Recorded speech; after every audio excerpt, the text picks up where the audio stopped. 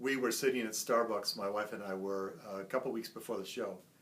And she had a flyer with her. She's actually using it as a bookmark for her book.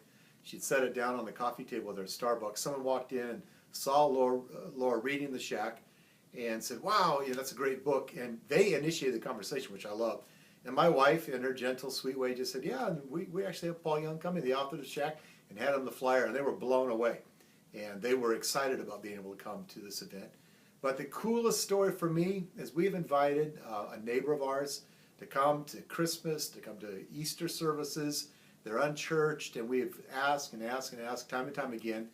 And Laura, again, my wife said to her, listen, have you heard of The Shack? Oh, yeah, I love that book.